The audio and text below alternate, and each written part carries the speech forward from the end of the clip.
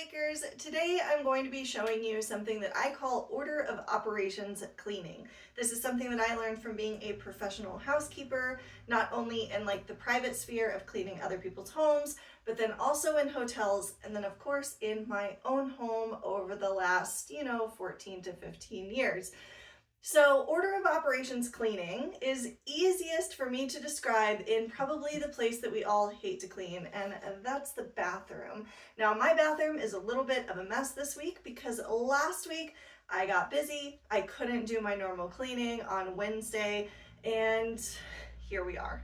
But I'm gonna bring you guys along because this is a great number one learning experience of the order of operations cleaning, but also a way to show you how the cleaning schedule really does work, even when things get a little bit off schedule. So because I've only missed 1 week of cleaning in here, yes, it's dirty by my standards, but it's not absolutely insane, and it's just going to take about 30 minutes to get it back to normal again. Now, there are a couple things that I always start off with. Number one is my apron. I don't want to get cleaning supplies on my clothes. And the second thing is my cleaning caddy. Now, I will probably do a video just dedicated to my cleaning caddy and how I set it up. But I do have videos about it over on my TikTok if you guys follow me there. Basically, my cleaning caddy is my hack for trying to not leave the room once I start cleaning a space. So it has all my supplies in it, and I'm not going to get distracted by, oh, I forgot the glass cleaner. Then you walk into the kitchen, then you see something that needs to be done. Then you find a towel that needs to be put in the laundry. So you go down to the laundry room. You guys know how quickly that can happen. So my cleaning caddy goes with me anytime I start cleaning. I have Barkeeper's Friend in here. I'm going to use that in the bathroom, just an all-purpose spray. I'll use that in here, and glass cleaner. That's about it for the bathroom. I do also have the pink stuff, like power scrub type thing, but I don't usually have to use that in the bathroom because Barkeeper's Friend takes care of pretty much everything. So with all that said, let's get started on the actual order of operations. Now, the order of operations cleaning system is going to work the same for basically any room. The most basic way to explain it is that you're going to start from the cleanest thing and work up to your dirtiest thing. Part of the cleanest things include like clearing off flat surfaces and putting those things where they're supposed to go. Dirtiest things would be, say, washing pots and pans in the kitchen or in the bathroom, right? Cleaning the toilet. So you're working from least likely to get your hands dirty all the way to the gross tasks, basically. And in the bathroom, like I said, this is extremely easy to illustrate because we have things that are very obviously more clean, like the counters, versus things that are very obviously more dirty, like the toilet. Then we have things that are kind of in the middle, like the shower. So what we're going to start off with in the bathroom is cleaning off the counter, putting away toothbrushes, toothpaste, anything that could get chemical spray on them accidentally. You want to get that off the surface. Plus, when you put those things away, you can properly clean the countertop. So it's serving a double purpose there. So start by clearing off your counters. And then I want you to pre-treat a couple of things. So I want you to go ahead and spray an all-purpose spray, or if you use a specific toilet cleaner, go ahead and spray that in your toilet so it can start to work on anything that's in there. And then that way, by the time you get to the toilet, those stains, those things are going to be a lot easier to scrub off without having to take a lot of time to do it. Also, if you have any spots in your shower, say from hard water or calcium buildup or anything like that, go ahead and pre-treat those with whatever product you're using. Once you have surfaces cleared off, you can do one of two things. And I kind of switch back and forth on the exact order I do these things in. So either go ahead and wipe off your countertop since you're probably already standing there, or clean the floor off. And I'm not talking about sweeping and mopping, we're leaving that for the end, but if you have laundry in your bathroom like we do, go ahead and kind of get that into your laundry bags, your baskets, whatever you use to take it to your laundry room. get any bits of paper or anything like that off of the floor into a trash can, and just kind of, you know, treat it as like clearing a flat surface like we're doing in the first step. Today the floor wasn't too bad as far as things on the floor, so I went ahead and moved into cleaning my mirror. I do this first and just get all the toothpaste off. I use just the cheap aerosol type glass cleaner. I find that it doesn't leave any streaks. And then I move on to using my all-purpose cleaner to just get the countertop cleaned off. Wiping down the countertop is definitely something that you want to be doing weekly because it gets grimy faster than you would think.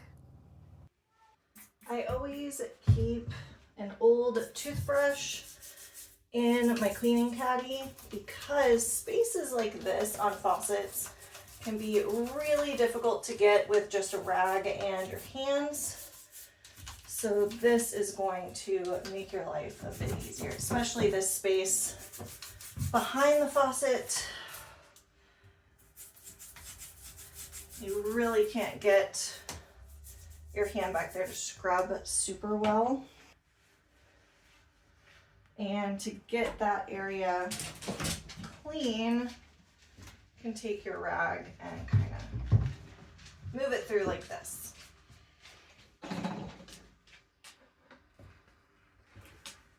Same thing for back here. Kind of just push it down and run it back there. Don't forget spaces like this little, I don't know, we'll call it a backsplash area, and the top of that. That can really start to collect dust and toothpaste grime and all of that. So you want to make sure that you're getting that clean. I have this little bit of wall under my mirror too. It always gets toothpaste on it. So make sure you get that clean. And I don't know if the camera's gonna pick it up, but I even have toothpaste up here because my kids, I think, are having spitting contests. I always use a satin house paint, specifically because it wipes off really well. I don't care what the paint trends are, I will always use satin. Now for inside the sink, I am a huge fan of Barkeeper's Friend. It works on fiberglass, it works on porcelain, it works on your pots and pans. It really is a rock star. So just get any small debris down your sink, and at the same time this is going to wet your sink. And then sprinkle a bit of Barkeeper's in here. I like the powder. I don't really like the paste nearly as much. They sell it as a paste. And then I use, it's not a Scrub Daddy, but that's, you know, basically what it is, to go around and scrub. This is amazing for getting stains out of your porcelain. Say you know, had a hair dye incident, or I don't know, you use makeup or hair products that have color to them, like my dry shampoo has color. Now I do have some cracking, like I think you'd call that crazing, at the bottom of my porcelain sink, so you know, nothing's gonna make that go away except for a new sink, but that's not what we're doing today. And I'm trying to make sure that when I'm rinsing, I'm getting all up to this ledge. Your sink might not do that. My sink just happens to be set into the bottom like that. Now this sponge, I'm gonna throw it into the tub because we're gonna use it to scrub the tub. Before we get started on cleaning the actual tub and shower, I want you to put any extra stools, squatty potties, kids potty seats, or potty training like toilet seats, put them into the bottom of your shower and give them a scrub now. Get them completely cleaned, rinse them off with the shower, and then get them out of the tub. Okay, now for a fiberglass bottom tub, which is what most people have, Barkeeper's Friend, again, is going to be absolutely amazing. It gets off soap scum, it gets off stains. It really cleans super well on fiberglass tubs. A lot of people see this and they think it's a kitchen product. You can use this in so many places in your home. So again, we're just going to sprinkle it into the bottom of the tub after we've already wet down the tub, and then get to scrubbing. Now I'm going to use this. If you have a really stuck on soap scum, it can be worth it to get a cleaning brush and use that. So keep that in mind. If the sponge or Scrub Daddy is not working super well for you, switch over to a brush and use that.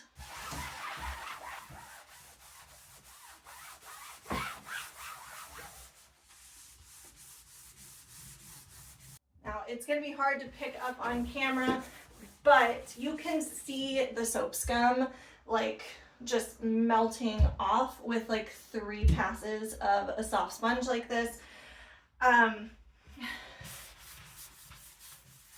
Also, if you are not used to how soap scum builds up, it does go all the way up the sides of your tub. Honestly, it's right here on my tiles too, but I only clean my tiles once a month. But you will feel when the soap scum starts to give way, because it will go from being kind of sticky to being smooth. Your sponge will suddenly start to run really smoothly across the tub. So just keep going until your tub is all clean. Now, I will be honest that I only do the soap scum scrubbing all the way around the tub roughly every 2 weeks. The weeks that I'm not scrubbing the bottom of the tub like this with Barkeeper's Friend, I'm taking a rag and wiping down around the outside, these like flat parts here where it will collect hair and soap and things like that. Those are getting wiped down weekly. Also, I will usually take my cleaning toothbrush and clean the grout right here at the bottom, because that's where you'll start to see that like pink mildew and stuff like that, and you don't want that overgrowing in your tub. It's inevitable. It gets into everybody's tubs because this is a warm, damp space, which is what mildew and mold loves, so you do want to keep on top of that. So I will go over my grout. Our grout actually needs to be redone on the bottom of the tub. The people that were here before us that put the tub in, they used the same grout for the tiles to basically grout in the tub at the bottom. And you're not supposed to do that because tubs will start to settle and the grout is not flexible. So we're slowly having to take that out and redo it. We had to try a couple different products. Back here you can see I actually replaced it with white Flex Seal paste. That is working so much better. So I'm gonna end up taking out the other product that we tried to use and replacing all of it with the Flex Seal paste, but we haven't gotten around to it yet. So that's why it looks kind of weird in that corner. That corner is white and the rest of it is brown. That's why. So why am I explaining this? I don't know, because my house isn't perfect, and I think it's important for people to know that somebody who is on the internet as a homemaker, that doesn't mean my house is perfect, right? I don't live in a big fancy house, and we still have things that we have to fix and work on, and that's just reality. So I'm gonna finish scrubbing this tub.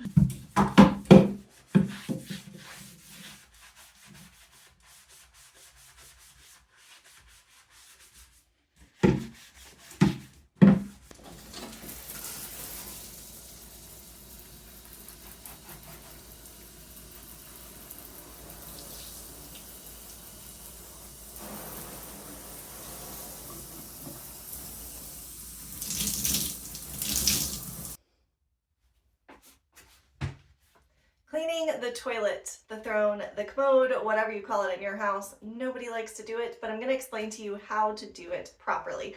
Now, this is something that I learned through being a housekeeper, again, both privately and in a hotel setting, because there you're going for quick and sanitary. So like the entire order of operations in a room, you're going to work from cleanest to dirtiest on your toilet. So what I want you to start with first is the walls. Now, I hope that you're wiping down your walls, especially if you have any boys in your home, because trust me, things are splashing onto your walls. Don't get a black light, just trust me, things are splashing onto your walls. So those really need to be wiped down at least weekly. Again, if you use a satin paint, that's going to make wiping down your walls like not damaging in any way. So wipe those down. Then you're going to start with the top of the toilet and the tank. So those are usually just going to be kind of dusty. Then you're going to change to a new rag or sanitizing wipe. So for the walls, I will usually use a rag, but for the toilet itself, I tend to use something like Clorox wipes. And I understand if you don't want to use a disposable product, that's just what I feel best using on something like a toilet where I do want it to be sanitized, which I don't say very often in my home. Basically, my sink in the kitchen and the toilets are really the only thing I'm worried about being actually sanitized. So a rag for the walls, and then I move to Clorox wipes. But in any case, by the time you finish wiping down the tank, switch to either a new rag or a new Clorox wipe. That way you're not spreading grime from one area to another. Then you're going to clean the area that's kind of like around the seat. So the area where the hinges are, around the outside of the toilet, all the way down to the floor. So we're taking care of the rest of the outside. Then get a new rag or Clorox wipe, please. Then you're going to clean the seat itself. So this is why we're definitely getting a clean one, right? Because a clean rag, a clean Clorox wipe, because this is where your bottom is actually going to touch the toilet. So clean that, get your seat really clean, clean the top, clean the underside. Really try to get in little nooks and crannies around the hinges as well, because that is where smell is going to stay. If you don't get the urine and ick out of there, it's going to start to build up and get really stinky. So make sure that you're getting that. Then you're going to clean the inside. Now, if you sprayed down the toilet at the beginning, like I said to, then by this point, when you take your toilet brush and swish it around the inside, everything should come off pretty easily. Now, if you live in an area with hard water, like I do, like I think the majority of the country does, honestly, you can use something like a pumice stone or a scouring stick, which is basically just a pumice stone. And you can use that to scrub off the hard water or calcium buildup, and it's not going to damage your toilet. So I do that usually like every 2 months, sometimes sooner if I need to, but usually I can get away with about every 2 months. So there are going to be some spots in my toilet that don't look clean in between that, because it's hard water. I can't help it, because I'm not going to use the scouring stick every single week. You kind of got to pick your battles and be efficient with your time. And that's just not a good use of my time every single week. So with all that said, I'm going to get to cleaning my toilet. I'm going to spare showing you guys the details because nobody wants to see that. But needless to say, I'm going to be following that order of operations and getting my toilet cleaned. So let me do that real quick. We are almost done, but here is something that I want you to do before you start putting back all of your toothbrush, toothpaste, all the things back on your counter. I want you to wipe them down. This is something that was taught to me as a housekeeper, and it really makes a difference in how the bathroom looks at the end. I'm trying to like even put this under water, get that caked up toothpaste off. You wouldn't believe how much of a difference this makes in how your countertop looks afterwards. Because if you've taken the time to clean your countertop, to clean your mirror, to get all the toothpaste off of everywhere else, and then you're putting back your containers with toothpaste and grime on them, then it still doesn't look completely clean. And again, like I said, as a housekeeper, this was something that was really drilled into me because when you are a housekeeper, either in a hotel or in private homes, you don't want to be getting a phone call that it looks like the bathroom wasn't cleaned. And this is one of the biggest reasons for a bathroom not looking like it got cleaned, is that everything is put back dirty, basically. That was everything crashing into the sink. Now you can also take the time, if this is your home, obviously I didn't do this when I was cleaning other people's houses, you can take the time to clean the toothbrushes as well. You know, get through the bristles. If you have like a toothbrush sanitizer or something like that, then obviously you can use that as well. Here's to hoping that me running the sink isn't completely messing with my sound. We'll see when I get to editing. But this is just something to get in the habit of doing, because it really makes your job look finished. And why spend all this time cleaning the bathroom really well for it to not look finished when you're done? You also want to take the time to do things like filling up any of your essentials that you keep on the counter, like we keep Q-tips on the counter. So I'm going to go ahead and fill up the jar that they go in. So that is restocked. Try not to waste any in the sink. Okay, not perfect, but they get used really fast. This is also a good time to note anything that you need and start adding it to your list. So if you need more hand soap or you need more toothpaste, go ahead and jot it down in your phone or on your grocery list so that you don't forget it next time you go out. Now, the last thing that you need to do is clean the floors. So this is going to be the order of operations in any room in your house. Floors are going to be the last thing you do. That way you're not walking on clean floors while you're cleaning and getting them dirty and then having to clean them again. After you vacuum or sweep, mop the floors. Now, I don't have to do that today because when I mop my main floor on Mondays, I also mop in the bathroom. So I've already done that this week. I'm not going to do it again today. If you don't have a Swiffer or a Tenneco power mop, something like that, and you're having to fill up an entire mop bucket just to mop a small bathroom space, let me give you a little tip. You can just use one of your oldest cleaning rags, a torn up towel, whatever you have, and use that to basically hand mop the floor.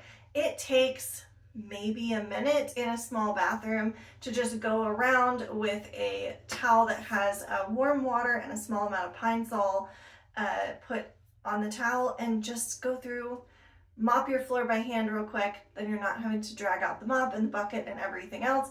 Then throw your cleaning rags in the washer so that they can go through with the next cycle, and you're all done.